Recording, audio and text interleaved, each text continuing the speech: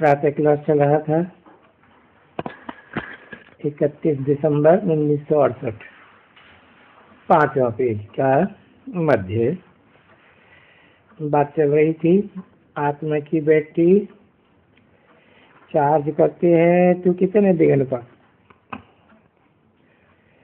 माया तुम्हारी बैटरी को चार्ज नहीं करने देती है।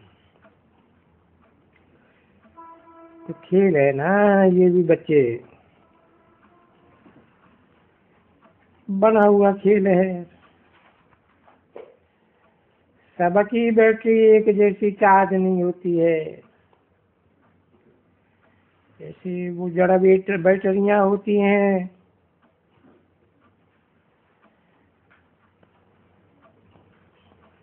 नहीं, तुम तो चैतन्य बैटरी। और ये भी जानते हो कि बाप के साथ योग लगाने से हमारी बैटरी चढ़ करके तब सतो प्रधान तक बन जाएगी।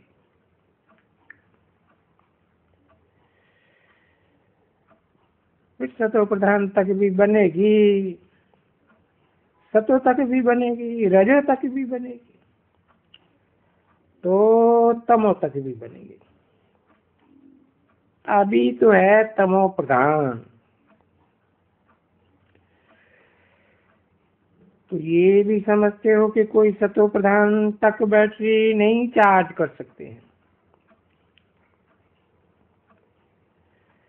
तो फिर देखो, चैतन्य आत्मा तो हो ही, फिर सजाएं खाते हो।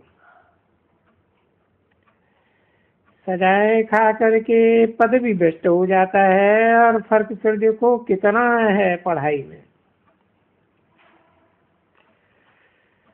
हद की पढ़ाई में और इसे बेहद की पढ़ाई में। बेहद की पढ़ाई में तो देखो कितना फर्क रहता है। कैसे नंबरवार सब ऊपर में जाते हैं। सभी बैटरियां और सबको अपना अपना पार्ट मिला हुआ है। कितने को पार्ट मिला हुआ है, और पार्ट भी अविनाशी मिला हुआ है। तुमने ये 84 जन्म का पार्ट कितनी दफा बजाया होगा? तो बहुत दफा जब बजाया है तो फिर तुमको चार्ज करना भी तो बड़ा सहज होना चाहिए ना।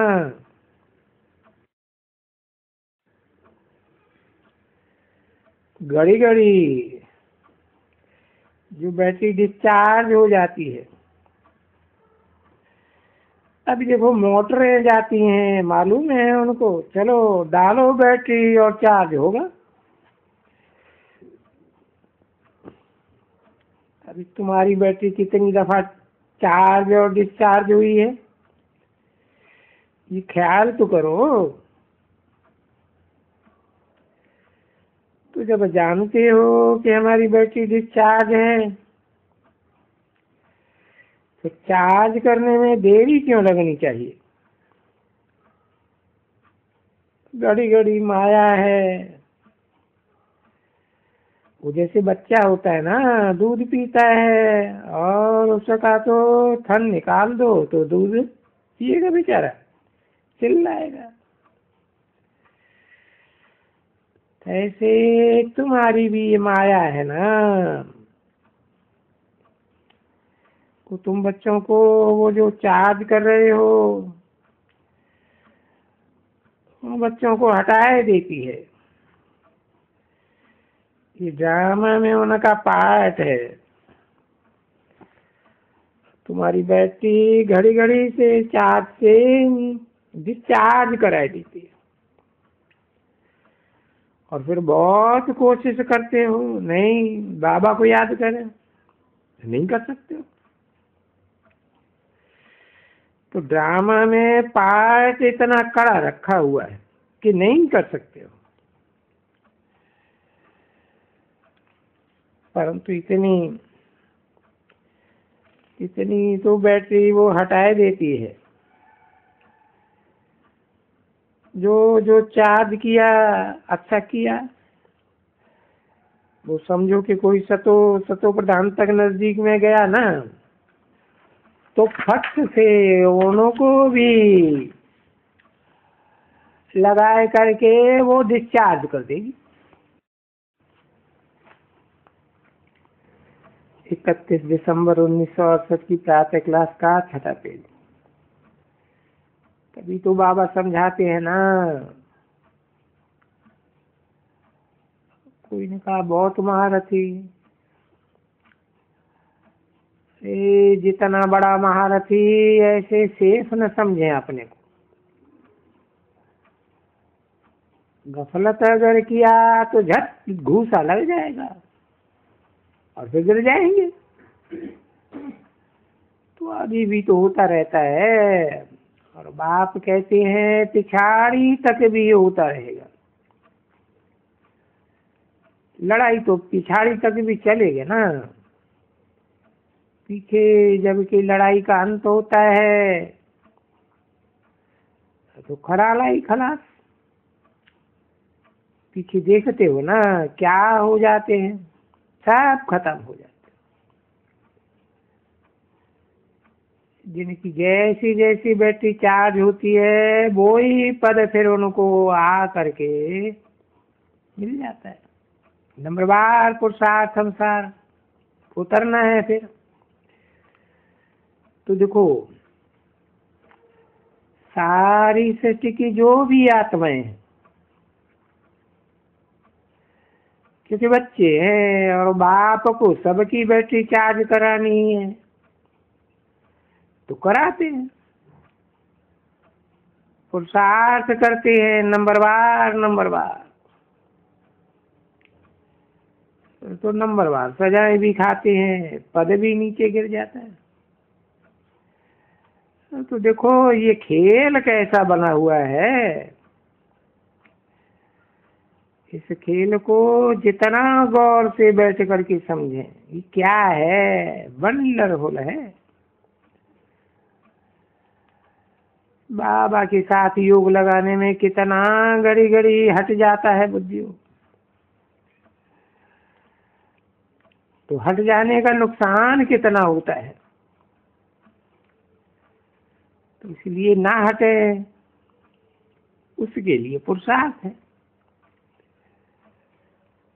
तो तुम्हारा पुरुषार्थ करते करते जब नाटक का फिर समाप्ति होती है तब नंबरवार पुरुषार्थ अनुसार तुम्हारा पार्ट भी ऐसे ही पूरा होता है। और वो पार्ट तुम्हारा पूरा ऐसा होता है जैसे कल्प कल्प पूरा होता ही रहता है।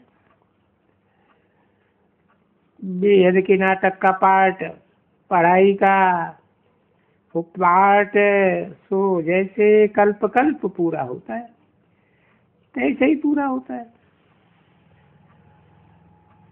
वैसे ही आत्माओं की माला बनती रहती है। अगर तुम कहेंगे अच्छा क्या रुद्र की माला, विष्णु की माला, हाँ विष्णु की माला भी ऐसे ही समझो, क्योंकि पहले पहले तो नंबर में ये रखेंगे ना, पीछे तो है ना, वंश तो यही चला आता है ना। बाप तो दैवी दुनिया स्थापन करते हैं ना, तो भले आकर के उनको रावण आसुरी बनाए देते हैं, पर फिर भी तो शुरू तो दैवी दुनिया की करेंगे ना। तो जैसे रुद्रमाला है ऐसे रुंडमाला है, बाकी ये संगम युग है ब्राह्मणों की माला, तो वो अभी नहीं बन सकेगी। अभी ऐसे ही बनेगी जैसे तुम माला वाले जो बनाते हैं ना, तुम जाके देखो क्या करते हैं।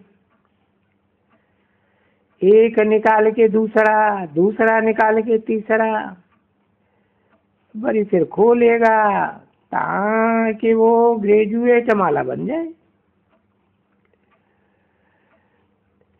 तो तुम्हारी ग्रेजुएट माला बनेगी तब, जब कि रुद्र माला बनेगी। इसलिए ब्राह्मणों की माला यूं है, ब्राह्मणों की माला भी वास्तव में, परंतु इस समय नहीं बन सकती है, क्योंकि फिर भी प्रजापिता ब्रह्मा को फिर आदिदेव कहेंगे ना। वास्तव में अगर कहेंगे तो सभी प्रजापिता ब्रह्मा का शुरू से संतान होते हैं। शिव बाबा की भी संतान की माला कहेंगे,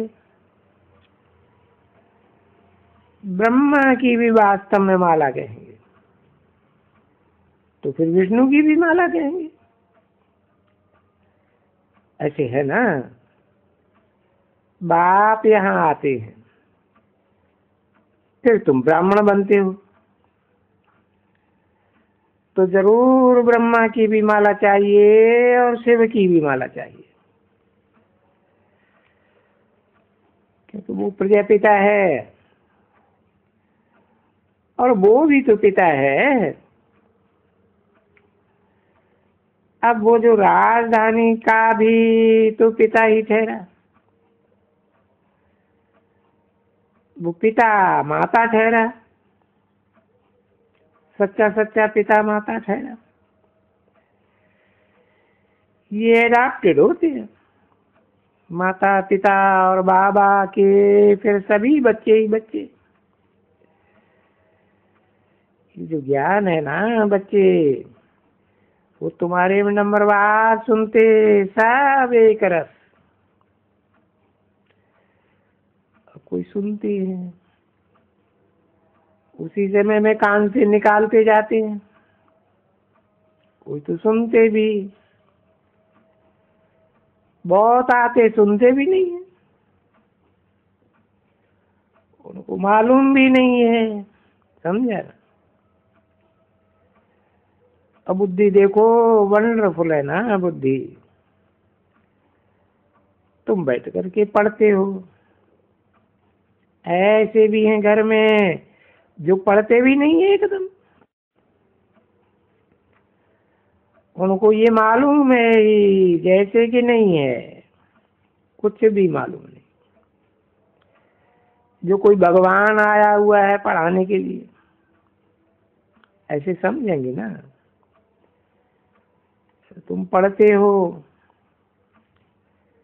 कोई कोई ऐसे होते हैं जो पढ़ते भी नहीं है, तो वो सारे को देखा ना, सभी सारे नाटक को अच्छी तरह से बच्चों ने जाना है, बहुत जाना है। और ये भी तो पढ़ाई है, पढ़ाई भी तो बहुत खुशी से पढ़नी चाहिए, जिससे इतना नॉलेज मिलती है, जो नॉलेज कभी भी कोई पंडित विद्वान आचार्य को ये नॉलेज नहीं है, वो तो सभी भगत है। तुम उनको पंडितों बड़े बड़े विद्वानों को क्या कहते? भगत। अरे भाई, भक्ति से पता है तुम्हारा क्या होगा, तुम बहुत विद्वान बने हो और बहुत दुर्गति को पाएंगे। अभी कोई को कहो, तुम कहोगे तो देखो बिगड़ जाएगा ना। 31/12/1968 की प्रातः क्लास का 7वां पेज। क्यों भला हम उसको ऐसे कह देते, तुम बहुत पढ़े हो, तुम बहुत दुर्गति को पाएंगे। अरे भाई क्यों, पढ़ाई से तो सदगति मिलनी चाहिए। नहीं नहीं, तुम ग्लानि करते हो, पढ़ते नहीं हो, ग्लानि करते हो, है ना। पहले पहले ग्लानि तुम क्या करते हो वो तुमको मालूम है? ईश्वर सर्वव्यापी है। पहले तुम ये पढ़ करके, ये मनुष्य के बनाए हुए शास्त्र, ये गीता मनुष्य की बनाई हुई है, व्यास की बनाई हुई है। वो पढ़ करके अच्छी तरह से, और फिर तुम ईश्वर को सर्वव्यापी कह करके और दुर्गति को पाते हो। ये तो बड़े बड़े पंडित हैं। वो गीता ही है वास्तव में कि छोटी है, श्लोक भी उनको याद करना सहज होता है। ऐसे कभी नहीं सुनेगा वेद किसी को कंठ है सारे, ये तो मुश्किल है। गीता के हैं कंठ, भाई कंठ कराते हैं, माइयों को कंठ करा देते हैं, फिर उनको बहुत प्यार से गायन सिखला करके कंठ कराते हैं। वो कंठ करते, फिर देखो उनका कितना मान होता है। तो बच्चियां भी, माताएं भी गीता ही का ज्ञान जब अच्छे सुनाती हैं संस्कृत में, और बदमान याद कर देती है, क्योंकि थोड़ी है ना।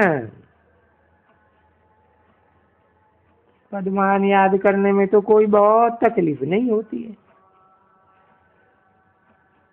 और उनको अर्थ भी वही उल्टा सुल्टा समझाए करके फिर देखो कितना उनका मान ऊंचा करते हैं। फिर भी तुम उनके लिए क्या कहेंगे? ये हिरण्यकश्यप, हिरण्याक्ष, इनको फिर हिरण्यकश्यप ही कहना। बलराम ही हिरण्यकश्यप, हिरण्याक्ष लिखा हुआ है, मेल फीमेल नहीं है। ये आत्माओं को ऐसे कह देते हैं हिरण्यकश्यप, हिरण्याक्ष, जैसे कि आत्माएं असुर बन जाती है। हिरण्यकश्यप, हिरण्याक्ष कोई प्रवृत्ति मार्ग के युगल नहीं है, ये तो असुरों का नाम रख दिया है, जो बहुत पढ़े हुए होते हैं। तो अभी देखो तो कितना विद्वानों का बादशाही है ना, उनकी बच्चे अभी बहुत मान है, बड़ी बादशाही इनकी ठहरती है। तो उनको सब माथा टेकते हैं। वहां नई दुनिया में तो कोई होते ही नहीं है मत्था टेकने वाला। सत्य त्रेता में मत्था टेकने की बात ही नहीं होती है। ओम शांति।